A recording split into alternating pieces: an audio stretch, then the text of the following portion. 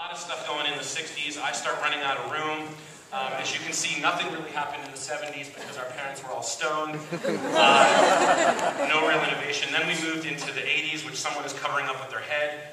We added a lot of other tactics. That's very helpful. Thank you. We start running out of more room. We hit the dot-com boom, where old people like me started doing things.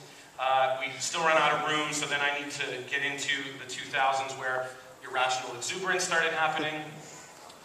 You can't read it anymore. There are so many different things to be thinking about. This is now 2010. Last year, location awareness, mobility, retail hacking, all sorts of very, very fun things, which I predict will lead to the great publicist wars of 2012, which, could you move your head, will occur on somebody's head, is right over December 21st, 2012, and these will be the great publicist wars when Justin, Lady, and Charlie, Justin will win, and we will have one channel.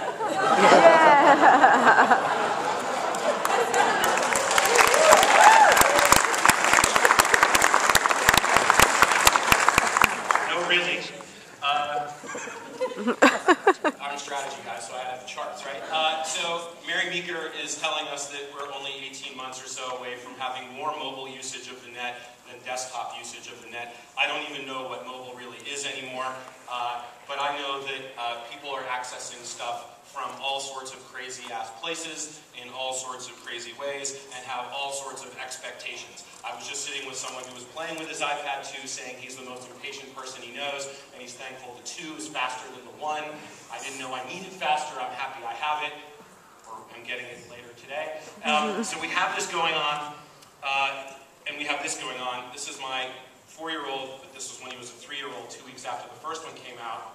And I think everyone about my age might have video of their kids with their iPhones and their iPads doing this stuff. But it's fascinating how incredibly intuitive things are. You can see they, if there's audio at all, they have very little need for parents anymore. You'll see him, wait, do we have the audio? Pushing me away. You know, I didn't need to teach him what pinching was.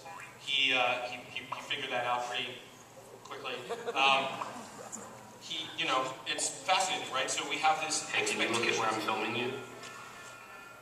Is the iPad like a computer? How's it different?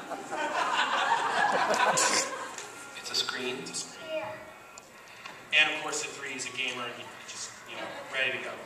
So, so we've got all this stuff going on, and so from a marketing point of view, what we do not have is this. What we have is this, which makes no sense, right? Crazy. So how do you ever try to get users? How do you ever try to have customers? How do you ever try to move them from awareness to loyal? It's crazy. So, you know, this is 2007 and it was already still looking crazy. Facebook's really small in the middle of that. It's, you know, noisy, noisy, noisy, noisy, noisy. So we end up in this crazy world and we have to figure out what to do. Well, if you're a brand, what you used to do was you would advertise in media properties, and those media properties would have eyeballs called audiences. But today, animation number 2, it looks like this. So the relationship between brands and media still exists, and the relationship between media and audiences still exists, though that has changed significantly. It's now really two-way. But the newest one, and it's not really completely new, but it's taken on a new emphasis, and that's the relationship between brands and audiences.